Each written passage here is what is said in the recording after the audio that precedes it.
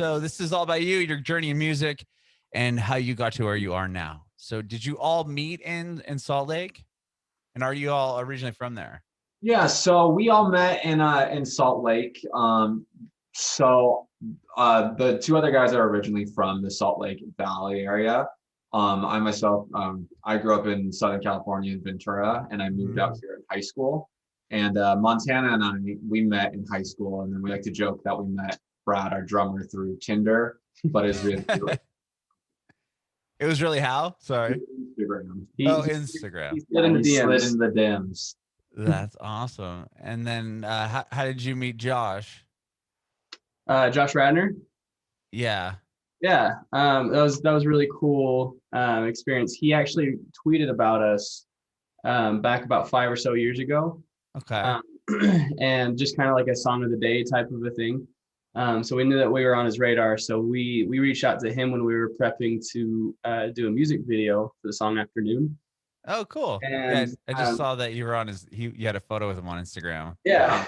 And so we reached out and asked if he wanted to. He was instantly on board, which is super cool. And he was just the man with it. And he brought on Abigail Spencer to star in it. That's amazing. It was a really cool experience. Yeah, it was super fun. That's awesome. Okay, so you guys all met, like you said, you met in high school, Montana. You and Adrian. Yeah, we weren't really friends though back then. Yeah, we were like rival, like Jets and Sharks. You know, like okay. No, not really. In Utah. We knew of each other, and like so I played hardcore music in high school, and Montana was acoustic music, so that was our Jets and Sharks, scenario going on. But no, we had like mutual friends and stuff, and like we were both. Our school wasn't big into music. It was a bunch of the jock scene. So if you were into music, you kind of knew everyone. You knew it, yeah. Okay. And Brad, how did you get into music? Well, my brother told me to take a percussion class in middle school, and I just said, what the heck is percussion? And I took it. He actually got a drum set, but I was always better than him and started taking lessons and just fell in love with it. So that's amazing. That's really cool. And then you obviously, how'd you hit up these guys, or what put them on your radar? They were just, spam following everyone they could to get followers. Right at the beginning. They started following me because I had actually done a gig with someone that went to high school with them. Oh, okay. And so when they followed me, I was like, oh, like this is a band. So I looked at them. They didn't have a drummer. So I was like, hey, are you guys looking for a drummer or something? And we were actually. And they actually were. So and he came in audition, one-man audition for us. Oh, okay. They made up to play a show like 3 days later. Yep. Wow. Later, yeah. So you guys were together as a band prior to having a drummer, or you just writing songs just for a little bit. We had started writing a couple of songs. We knew that we wanted drums in there, but we didn't have a drummer, so it was kind of just like barely getting off the ground when Brad messaged us. Right on. What made you guys how'd you guys get together as far as writing? I mean, you talking about being like polar opposites as far as that went in high school. Like what kind of drew you back together to write songs? Well, at the time we needed a bassist, and Adrian had never played bass, but he's one of the best guitarists that we knew. And so so we were like, so he can handle bass, right? And so we reached out and we're like, on his first audition, I say, but like the first time that he came and jammed with us, I asked him if he could play, what was it? I was like, can you play a pentatonic scale? And he said, in what key? And I said, okay, you're hired. So instead of what is that? So I went to school for jazz guitar, and that's where I was going. And one of our friends who was playing with us before came up to me and he's like, hey man, like starting this band, do you want to play bass? And I said, I don't own a bass. And he said, that's okay. Like, I got one. Just come jam. And I was like, okay. And that's how that came around. Yeah. Wow. So did you end up finishing school for jazz guitar? As close as you could without actually having the paper. I didn't have the money to finish it, but I have everything else done through it. There you go. Money or the time. Yeah, the money or the time. Too busy with the band. All right. There you go. Okay. So once you guys Brad, did you hear their songs before you joined, or did you guys have stuff recorded? Yeah, so they had sent me a couple songs and like I was on the prowl kind of thing. I'd played drums for Dating around. yeah, Yeah, exactly. exactly. I had played for about 8 or 9 years at the time. And growing up, I always had that fear of like, I'm not good enough to gig.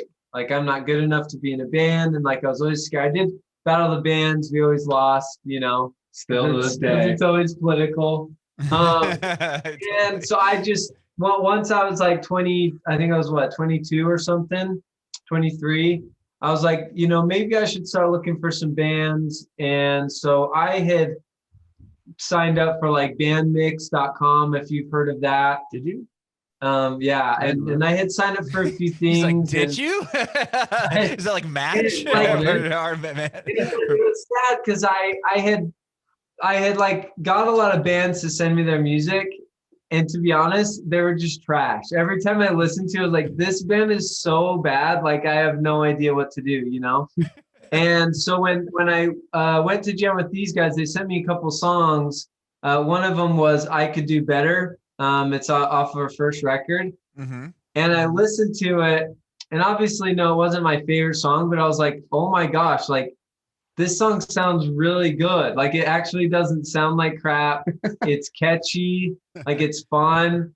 And it got me super excited that I was like, this band actually writes good music and they mix the music well and they have, you know, they record it well and stuff. And so that got me super excited and hopeful that there was something here, you know. That's amazing. And then what year was that? Because that looks like that self-titled record came out in 2016. Did you play on that album? Yeah, so they Okay. had like some filler drums in there. A lot of that's it's electronic, like MIDI drums. Mm-hmm. And when I joined on, they had a few songs written and I kind of just added my flair to it and then wrote the drums for the rest of the album. But so I didn't change it that much. I think You enhanced it. yeah, I enhanced it, I guess. But yeah. Awesome. And so once you joined, you said you guys started playing shows like like pretty soon after Brad So joined. we started writing music like February, March, and then we met up with him in like May or June. So it was like just right after, and then it was almost, I feel like it was the same. It had to have been the same day because we didn't even bring up the show to you when you came and played No, around. you with did. us. He was like, we have a show in 3 days. Are you down to play it? And I was like, That's funny. I thought because I think they had it booked to play acoustic. They had done a few acoustic shows. Oh, okay. It was horrible. It was for the But it Stone was Foxes. great. It was for the Stone Foxes, if you've ever heard of them. Yeah. And they're like super bluesy rock, hard, like, And they're heavy. big too. yeah. And so I don't even know how we got set up with opening for them, but that we were like, we need a drummer for this. We can't just go and open for the Stone Foxes acoustically. So you were able to find a drummer or get Brad, hired him, and you obviously learned the songs. And how was that first show? Was that your first It was performance as far as you said you played some Battle of the Bands? Me personally, I had done bands. I had done I'd done a handful of gigs with friends, like little wedding things. I'd done I'd done a gig with one of their friends from high school, and so I was still pretty fresh to the scene. What about you guys? Had you played as Cinders yet or no? like barely. We played an open mic night. We played once in a motorhome. Like, you know, like it was that was our first like actual show. And we like to joke about it because they called it pregnancy still, because I didn't join the band until like quite a few months later. I was actually like out like just doing the hardcore stuff still, and they're like, yeah, the guy we have playing bass, we don't think he's actually playing the music. We think he's just standing there on stage and just unplugged. Yeah. Exactly. So we like to joke that was the pregnancy stage, and then Cinders itself started like the October of that year. Like the day there, that was exactly. Cinders was legit. Right on. That's cool. And from that, I mean, you guys recorded that record. How did the band progress from that album to the next one? We realized that we didn't like calm chill performances and shows and concerts. Okay. we started realizing that we like to have fun, jump around, get sweaty at the end of the night. And because when we do that, the crowd does that, and we love it when the crowd gets into it and stuff like that. So as we started writing the music for the next album, it was definitely it fits the show that we play a lot better. Because people a lot of times would say like, oh, they're really soft on the album, but it's more like a punk show when you go to the show. And then so the album had a lot more electric guitar, a lot more synth, a lot heavier drums. We actually recorded his full kit and more. It had much more more energy to it. And so that's how the next album we really started directing it. Our first album, I think you kind of were asking about how the album did. Our first album, like versus like how did you guys kind of progress as a band? Yeah, our self-titled, I think we sold almost 300 tickets the album release show, which is huge for us because that is awesome. Insane for our first record, you know. And we did some small, I think that was when we did like that small 10-day tour to California. We did some Weekend Warriors going north and south of Utah and everything, and people were loving it. It did super well. Obviously, like Montana said, we really wanted to pick a sound that matched our energy live, and so we progressed, and we still have those fans that are like, you know, I really like that old acoustic stuff, and it's done us well, but we've kind of moved on, you know. Sure. We still try to maintain the same mood and feeling, but it's definitely has more energy to it. And every album we've thrown in, you know, an acoustic song or two here or there, because we still like we're still influenced by like the Head and the Heart and stuff like that, and they're an acoustic band, so we try and throw in that. Very cool. And once you guys put out Looking Forward to Looking Back, or are you doing bigger like big tours yet, or like had you toured at all? Well, we played in London. We've had a sold out show. Wow. Sold out like a few months in advance, so it was really cool. We played a few shows out there. We did multiple. Is that cool, like going to a totally different country and having like a sold out show? That must have been insane. That's crazy. I think that I think for a couple of us, it was the very first time that we'd ever even left the country. To be bringing our instruments and playing a sold out show is really cool. We also played multiple East Coast tours, West Coast tours. Like that's kind of when we just started playing tons of shows all over the place. And so, it was just a steady climb. There was no there wasn't any type of explosion from that album. But it was just a steady climb, and it kept moving upwards from there. And we had fun with that album. That's cool. And where were you guys when the pandemic hit you, and how did that affect you? I know you have a new record. Yeah. So we, like Montana said, we to close out 2019, is that what year it was? 2019. We got back right at the end of 2019, and we had some stuff planned. From London. Yeah, we just got back from England because we did Brighton, London, and Southampton in England. Okay. We got back and we played like one or two shows, like a homecoming show, I guess you can call it, back in our state of Utah. And we were about to get ready to go to South by Southwest to kick off our fall tour of 2020. March 2020. March 2020. Like literally, like we're planning this whole West Coast or like country tour. Another tour, through March, and then we hear this this thing, COVID's coming up, and then even our manager was like, do we still want to do South by? Like this, no one even knows what this is. We should still just go out, because like even though it's canceled, like we can still try and find shows. And then more and more stuff started to drop. I'm like, maybe we shouldn't go out and tour.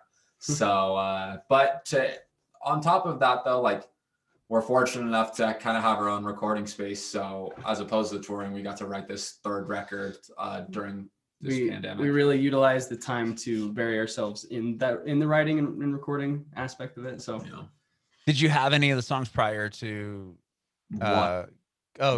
just one? Like sort of. We had the idea of our song Afternoon, like kind of the skeleton of it. Okay. We teased it a little on our fall tour of 2019, just to kind of start to get it going, but nothing other than the skeleton. basically wrote the whole album, like 99% of the whole album in 2020. Wow. Was that like, I mean, so basically you guys are just went to the studio. You obviously had nowhere, no one was doing anything else. Like, Yeah. did that have any effect on the record, you think? Like in the songwriting and the songs? I think that the longing for playing in front of people is, you can probably feel it, because there's a lot of we like to write parts that will be sung by the crowd, like shout outs or like echo type stuff. And yeah, I think there's a lot of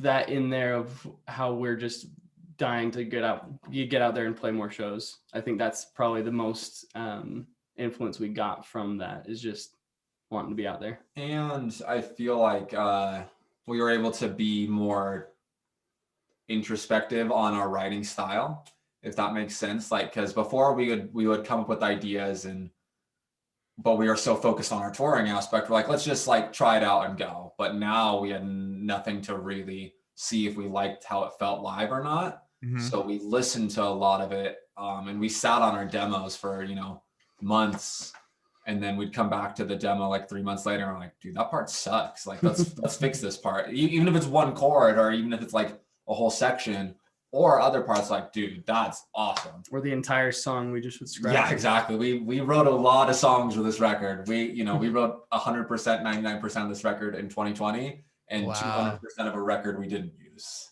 Okay.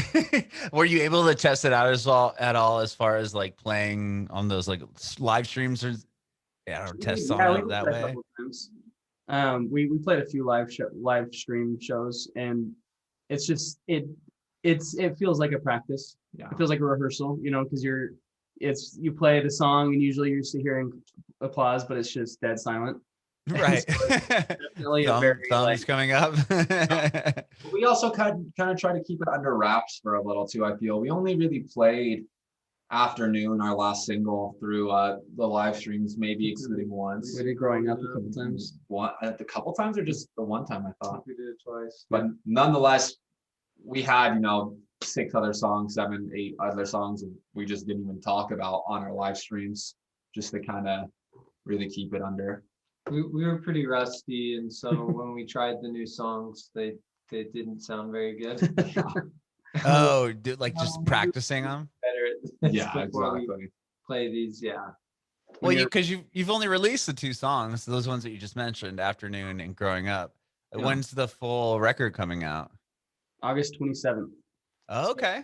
We'll continue to release stuff. We made a plan to have continuous releases over the next while, because we knew we wouldn't be able to play any shows, but we didn't want to just wait on these mixes until shows did become available. Mm-hmm. And so we have this release structure where we'll be releasing more and more singles. Our next release will be a 3-song single that may or may not be out when this podcast comes out. But there'll be 3 songs on that one, and then we'll be doing a couple more releases before the full album comes out. Okay, so the 3-song single will be songs that are all going to be on that record as well? Yeah. So okay. Kind of a trickled release. Yeah. So our plan is basically, singles, and everything kind of is going to turn into a compilation of the record. Some things are not going to be released as singles, and that will be like a full album package. Mm-hmm. But some will be just to kind of hype during the time that we can't do anything. Yeah. Well, and then you were talking earlier about having a show today. You guys have a show today? It's a show. It's a show where we're playing at a just a small event type thing. But still, you're playing in front of people, and I mean, that must be. That's why we said yes, because we're just dying to play shows. But you played something earlier in January. Is that or like a COVID safe type thing, or like talk to me about that a little bit? Really small capacity, and so yeah, we like to brag that it sold out within like a 30-40 hours, but it definitely was very low capacity. So was that? Was it like were people spread out and like? Sorry, say again. I said, how was like, was it weird playing? Like, was that your first time playing in front of people? Like, how was the crowd? Like, were people It was weird. weary about being around each other? Or It was weird the first song, and then people just got comfortable and they were singing and jumping around and everything. They had like little boxed off sections for oh, groups of people. They had to buy the tickets together. mhm. And there was just a couple areas and stuff. And I think one of the shows, most of them were friends that had been hanging out anyways. So they were all, there was like, 15, 20 people together just having fun. So even though it felt weird because the room was pretty empty, it felt amazing because we hadn't done it in a while, and we could still hear them singing, and we were having fun and interacting, and so we can't complain. I think as much as we're dying to play shows, people are dying to be at shows. Oh yeah, I know. I've been talking to people about this, that I think like it was like taking it for how much we took it for granted before, where now instead of being like, oh, that band will be back in 2 months, I'll just see them on their next tour. It's Thursday night, I don't really feel like going out, and now it's like I'm going because who knows if I don't care. Playing. yeah, now everyone's kind of uneasy. Like, is this ever going to be back again? I need to like really take advantage of it while we can. I think there's a market of people that are still a little bit uneasy, but there's a massive market of people that are like, I literally don't care. Like, I'm going to go have fun and I don't care how many people are there, Yeah. Obviously, as a band, we have to keep it safe because we don't want to get any flack for, choices that people or make. get anyone sick. Right, of course. We don't want to get in trouble for being a means of that, but there are a lot of people out there that as soon as they get to go, like they're gonna flood the gates. Sure. And it looks like there's some light at the end of the tunnel. I mean, big festivals are being booked and announced, and Hopefully. If like Outside Lands in San Francisco can happen, I would hope that people can tour. And I did see a bunch of other artists booking stuff in October, November. When the record comes out, is that the plan to maybe tour in the spring? Fall. Yeah, no, as of right now, we're trying to book everything we can, but like you were saying, like everyone's booking out 2021, like parts of 2022 are booked out. But we do have, I don't know if it will be announced yet, but we do have some stuff coming up where we can talk about the release show. Yeah, so we're going to be doing a hometown release show the 28th in Salt Lake. Oh, wow. I'm going to announce that August 28th, excuse me. I don't know. I said that. I'm going to say the first of three, I guess. We haven't, because we're going to know. I don't think it's officially not okay. Well, so we're going to be doing that. You're going to play a show at home. Yeah, a homecoming show. And then we're going to be doing Mercury Lounge in New York in October. I don't remember the exact date of that. And then Minneapolis in December. We've got a few things going where we'll start fleshing out the tour around those anchor dates. But awesome. Yeah, we're definitely watching the news closely to see when this all starts to fade out. I love it. That's amazing. Well, I'm sure you guys are just more than itching to play. And I appreciate you guys doing this interview. I have one more question for you all individually. I want to know if you have any advice for aspiring artists. Brad's always good at that one. I mean, something that everyone always talks about is, they can't wait until they get that big break. They can't wait until, they get that money that is going to help them, pay for the album, or they can't wait until they open for someone. They can't wait till they land a tour and stuff like that.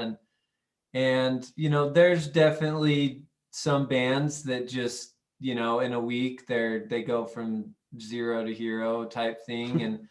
But I just remind everyone, like, it's not about getting there. It's about enjoying the process. It's about working hard and growing your fan base, and I think that hard work is what helps you build solid fans. If your success comes in an instant, I feel like it can fall away in an instant. But if you work hard and, have those connections and relationships and write the right music and build those fans through hard work, then I think they're going to be sticking around, and it's going to be a lot harder to, have that crumble around you. But that's kind of my biggest thing. You just got to love Love the journey. Don't try to be a rock star in one day. Just do you, you know?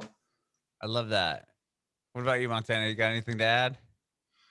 I mean, yeah, it's to add to what he said, just like we always chat about like Brad brought up the question the other day of if you could take a pill where you wake up the next morning and you're instantly you know, successful, you have the money that you want, you're a big band now, would you take it?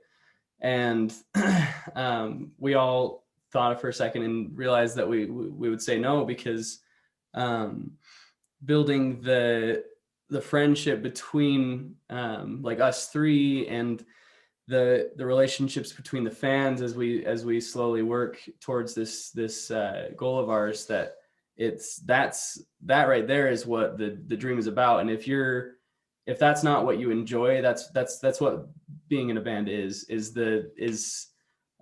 joke about being on tour is like 10%, not even 10%, like 5% playing shows, 90% being in a van, in a gross van where you haven't showered in a couple days, and 5% sleeping. And so you got to enjoy the work if you want to be able to get to the reward. I love that. Adrian, have anything to add? Yeah, so on top of that, I'm just going to throw two things, because Brad always says this thing, everyone wants to be a rock star, but no one wants to put in rock star work. And that's Yeah, that's true. But for me, I always like to say with that, anyone can pop in a CD or Spotify or whatever. Like our thing with our band is like, have fun. Like we all hear in our ears, like go hard or go home or we're not friends anymore. We have little voice reminders, and Adrian has that on it. Because like anyone can listen to your music. You need to give them a reason to want to come see you, you know, have fun at the show. Like this is, you know, like alternative rock, whatever it is, like people aren't going to just listen to the concert. They want to go experience the concert, right? Mm-hmm. So go have fun and make people want to come see you and tell their friends how sick it was and bring them the next time.